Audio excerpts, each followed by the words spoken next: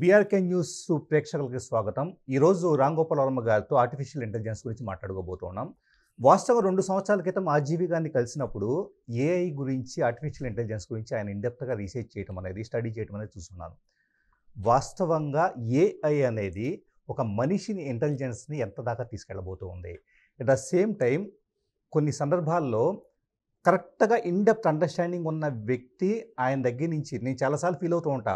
So, RGV గారిలో ఎంతో intellect ఉంటుంది. ఆయన్ని ఒక కరెక్ట్ టెక్నాలజీ పర్సన్‌గా ఒక అండర్‌స్టాండింగ్‌తో క్వెషన్స్ అడిగితే ఆయన దగ్గర ఇంతకాలం ఆయన పరిశోధన చేసిన విషయాలు వస్తాయన్న ఉద్దేశంతో దీన్ని తీసుకెళ్తూ ఉన్నాం. మోస్ట్ ఆఫ్ ద పీపుల్ ఇది క్వెషన్ అండ్ ఆన్సర్స్ లాగా ఉండదు. ఒక ఇద్దరు ఫ్రెండ్స్ కూర్చొని జస్ట్ కన్వర్జేషన్ లాగా ఉంటుంది. సో, ఈ కన్వర్జేషన్‌లో రకరకాల ఇన్సైట్స్ అనేది ఇద్దరం షేర్ చేసుకోవడం జరుగుతుంది. So, thank you. And sir, actually human being చాలాసార్లు ఒక గర్వం ఫీల్ అవుతూ ఉంటారు పీపుల్. ఎలాగా?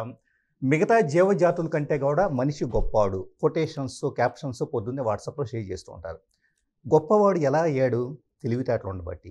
ఈ తెలివితేటలు నిజంగా ఉన్నాయా లేదా? మనం కూర్చొని చాలా సందర్భాల్లో మాట్లాడుకున్నప్పుడు నేను కూడా కండిషన్‌కి గురిపడ్డాను. నా తెలివితేటలు లేనప్పుడు మనిషి ఎలా గొప్పవాడయ్యాడు?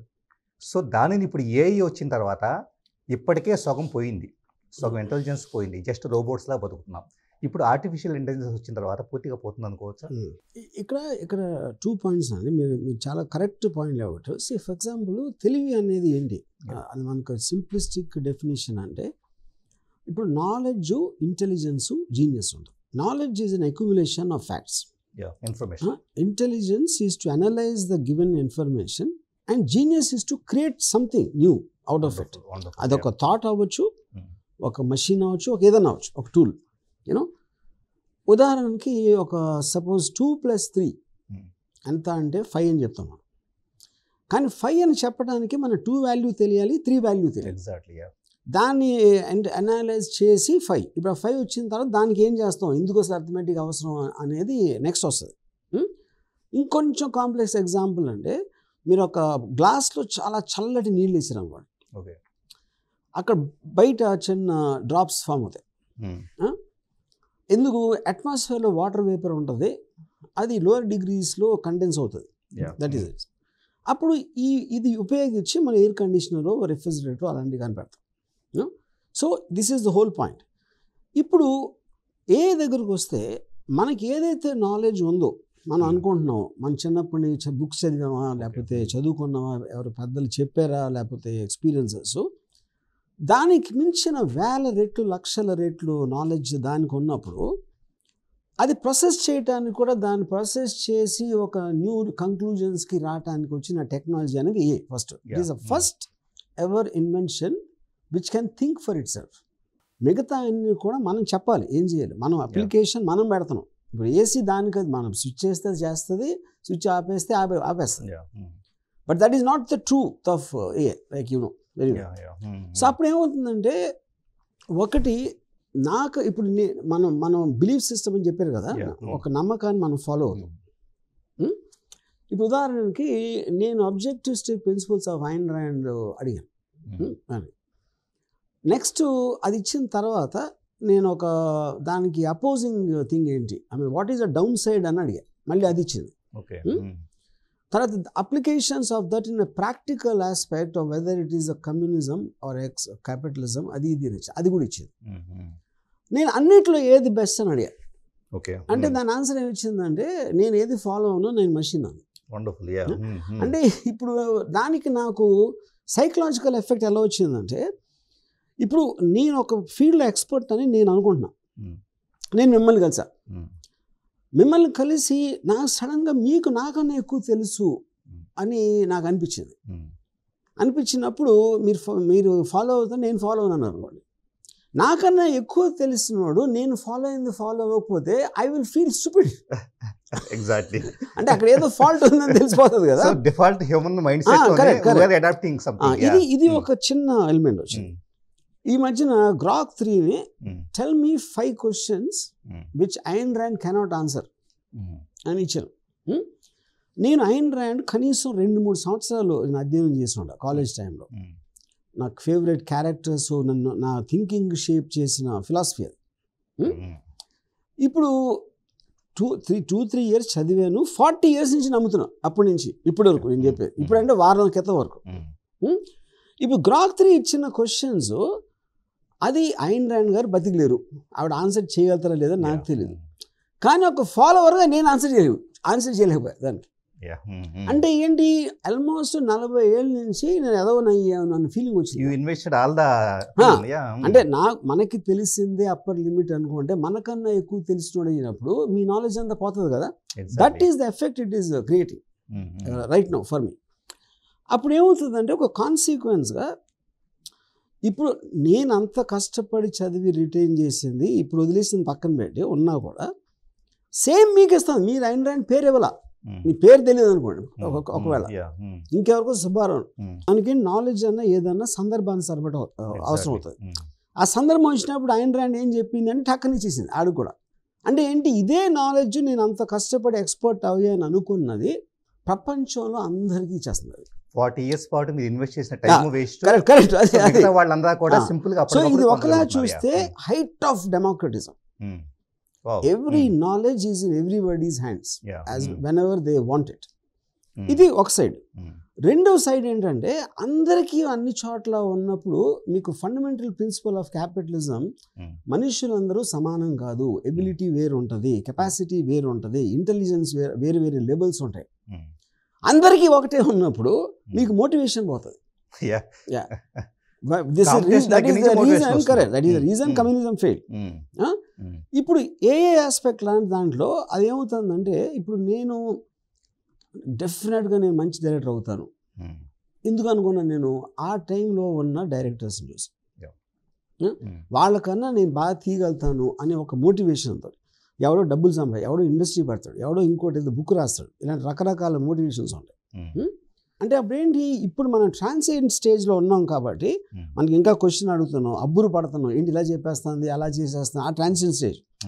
ఎప్పుడైతే దాటి నెక్స్ట్ జనరేషను ఏఐని గ్రాంట్ అంటే మీ సెల్ ఫోన్ లేనప్పుడు అది మనం అసలు వైర్ లేకుండా మాట్లాడచ్చు అని అబ్బురు పడడం, అది వేరు. ఇనిషియల్ ఫేజ్లో వాళ్ళు నెక్స్ట్ స్టేజ్లో వాళ్ళు ఆల్రెడీ ఉంటే చెట్టు ఉంది, కొండ ఉంది, గాలి ఉంది, అలాగే సెల్ ఫోన్ క్యాజువల్ అయిపోతుంది. ఏ అనేది అంత క్యాజువల్ అయిపోయినప్పుడు 100% మీరు దాంతో వెళ్ళరు. మీ బ్రెయిన్ అనేది ఆ డేటాకి కెపాసిటీ ఉండదు, అనాలిసిస్ కెపాసిటీ ఉండదు, అప్పుడు బ్రెయిన్ ఆగిపోతుంది. సో సరెండర్ అంటే కాన్షియస్గా కూడా ఉండదు అన్నాను. ఇప్పుడు సార్ క్యాలిక్యులేటర్ ఉంది సార్, మనం 2 3 అర్థమెటిక్ ఎన్ని టేబుల్స్ అని నేర్చుకున్నాం. క్యాలిక్యులేటర్ వచ్చాక మానేసాం. జస్ట్ ట్రస్టింగ్ ద క్యాలిక్యులేటర్ మనం ఎప్పుడు డౌట్ చేయం. ఎగ్జాక్ట్లీ. మీరు మనిషిని డౌట్ చేయొచ్చు, శకుంతలా దేవిని కూడా మీరు డౌట్ చేయొచ్చు, గ్రేటెస్ట్ మ్యాథమెటిషియన్ అని ఆవిడ పేరు ఉంది. డౌట్ చేయలేదంటే సరెండర్ అయినట్లే కదా ఇండైరెక్ట్ గా. కరెక్ట్. అంటే నాకన్నా ఎక్కువ తెలుసు, నాకు తెలిసిన అందరికన్నా ఎక్కువ తెలుసు అనేది పూర్తి నమ్మకం అది. సో అది వచ్చేసినప్పుడు ఆటోమేటిక్గా బ్రెయిన్ ఫంక్షన్ చేయడం స్టాప్ అయిపోతుంది. స్టాప్ అయిపోయినప్పుడు అది రిగ్రెస్ అవుతుందా ఏమవుతుంది అనేది even I don't know the answer. ఇప్పుడు మీరు ఎమీబా నుంచి స్టార్ట్ అయ్యి ఏదో ఫ్రాగు, ఇది తావేలు, ఇది అది అక్కడి నుంచి వచ్చి ఒక నియండర్తల్ మ్యాన్, ఏప్స్, నియండర్తల్ నుంచి ఏదో వచ్చి హోమోసాపియన్స్కి వచ్చాం. Homo sapiens created AI now. కానీ ఎప్పుడైతే ఏఐ ఈజ్ గోయింగ్ బియాండ్, అలాగే అదే దాంట్లో నియండర్తల్ నుంచి హోమోసేపియన్ నుంచి నియండర్తల్ వెళ్తామా, అక్కడి నుంచి అలా అది ఎంత పెరుగుతూ ఉంటే మనం అంత తరిగిపోతూ ఉంటాం. అంటే కొత్త ఎవల్యూషన్ జరగవచ్చు కదా. అది ఎవల్యూషన్ మనకు జరగదు అన్న, ఎందుకంటే మన ఆర్గానిక్ బాడీ, మన బ్రెయిన్ కూడా, మన బ్రెయిన్ ఇప్పుడు ఇండస్ట్రియల్ రెవల్యూషన్ వచ్చినప్పుడు 60s పీక్ అయింది. అది ఎత్తే పనులు, తోసే పనులు, లాగే పనులు ఇవన్నీ మెషిన్స్ చేస్తాయి.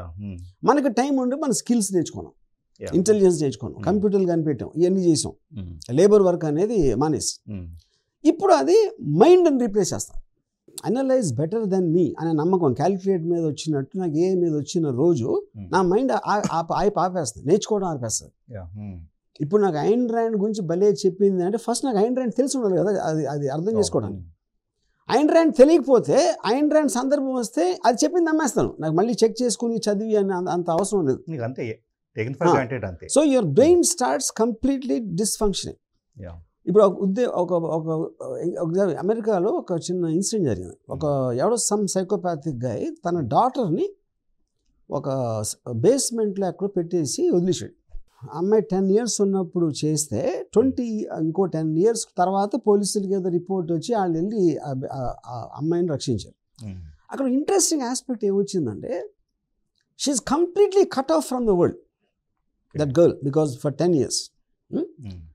So her brain remained at 10 years. She doesn't have mental condition. అమ్మాయి రిటైర్డ్ కాదు, బాడీ ఆర్గానికల్ పెరుగుతుంది. బ్రెయిన్కి new information, new data, new experiences లేవు కాబట్టి అది ఎక్కడ వరకు వచ్చిందో అక్కడ పాజిలో ఉంది. I think that will happen to the humanity. Same example మీకు ఆల్రెడీ తెలిసే ఉంటుంది. ఫ్లూటో వచ్చేటప్పటికే యాక్చువల్లీ కొంతమంది ఖైదీల్ని పెట్టి వాళ్ళ ముందు ఒక చిన్న వాల్ పెట్టి బయట వెళ్ళే వాళ్ళు తోలు బొమ్మల్లాగా జస్ట్ ఇమేజ్ మాత్రమే కనపడుతుంది. ఈ లోపల ఉన్న వాళ్ళకి వచ్చేటప్పటికి బయట ప్రపంచం తెలియదు. తెల్లారు లేచినప్పుడు పడుకునేంత వరకు అలా కదలాడే మనుషులే కనపడతారు. సో వాళ్ళు అసలు బయట ప్రపంచాన్ని ఒక 15 ఏళ్ళ తర్వాత చూస్తానికి ఇష్టపడాలి. ఎందుకంటే బయట ప్రపంచం ఒక ప్యానిక్ అనిపిస్తుంది. వాళ్ళు బయటకు వస్తే కనుక సర్వైవ్ అవ్వటం చాలా కష్టం అనిపిస్తుంది. కరెక్ట్. సో సేమ్ పరిస్థితి మన ఇక్కడ ఉంది కదా. Perfect correct. సో ఒకటి సార్, యాక్చువల్లీ సరే మీరు అన్నట్లుగా knowledge, accumulation of the information knowledge. So intellect వచ్చేటప్పటికే పూర్తిగా దీన్ని అనలిటికల్ స్కిల్స్ కలిగి ఉండడం ఇంటలెక్ట్. సో దాన్ని రీప్రొడ్యూస్ చేయడం అనేది ఈ 3 phases అనేది ఇప్పటిదాకా మనం ఎంజాయ్ చేసిన హ్యూమన్ బీయింగ్ ఎంజాయ్ చేస్తాం. కరెక్ట్. సో వీటిలో ఈ మూడిట్లో కూడా డ్రైవింగ్ ఫోర్స్ ఏముంది అంటే కనుక హ్యూమన్ ఎమోషన్. ఇప్పటిదాకా హ్యూమన్ ఎమోషన్ ఎందుకు, మీరు ఇంతకు ముందు అన్నట్లుగా కాంపిటీషన్. మీకంటే నేను బెటర్గా పెర్ఫామ్ చేయాలి అంటే కనుక ఆ కాంపిటీషన్ ఫీల్ అయినప్పుడు మాత్రమే చేయగలుగుతారు. అది మీరు చాలా వ్యాలిడ్ పాయింట్ చెప్పున్నారు. ఇప్పుడు దీంట్లో వీటన్నిటిలో కూడా మీరు చెప్పిన పరిణామాలన్నీ జరిగితే హ్యూమన్ ఎమోషన్ పూర్తిగా పోయిద్దా అంటారా? ఇప్పుడు ఎమోషన్ అనేది ఇప్పుడు కాన్షియస్ బీయింగ్ ఎమోషన్ అనేది లేకపోతే మనకి కాన్షియస్నెస్ ఉందని ఫీలింగ్ రాదు. ఎమోషన్ అంటే ఏంటి? మన ప్యాషన్, మన ఐడెంటిటీ, మనం ఏడుస్తాం లేకపోతే నవ్వుతాం, ఫీల్ అవటం అనేది. మైండ్ ఫీల్ అవుతుందా అనేది ఒక పాయింట్.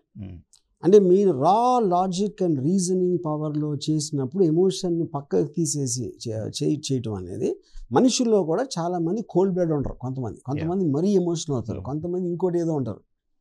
అది actually it comes under a flaw. ఎందుకంటే మన జడ్జిమెంట్ని మిస్ చేసేది ఎమోషన్. ప్యూర్ లాజిక్తో వెళ్ళినప్పుడు మీరు జడ్జిమెంట్ అనేది రేషనలైజేషన్ చాలా క్లోజ్గా ఉంటుంది, కరెక్ట్ రిజల్ట్ వస్తుంది.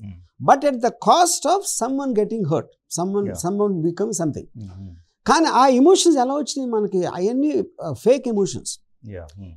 ఎందుకంటే సొసైటీ సర్వైవ్ అవ్వాలి కాబట్టి మీకు ఏది మంచిది, ఏది చెడు, ఏది ఇమ్మారల్, ఏది మారల్, ఏది పాపం, ఏది పుణ్యం, ఇలాంటివన్నీ మేము విపరీతంగా ప్రోగ్రామ్ చేశారు thousands of years నుంచి. అదే ఎమోషన్ మనం ఫీల్. ఎగ్జాక్ట్లీ. ఇప్పుడు ఫర్ ఎగ్జాంపుల్ మీకు కోపం వచ్చింది అనుకోండి, మీ కోపం ఎందుకు వస్తుంది?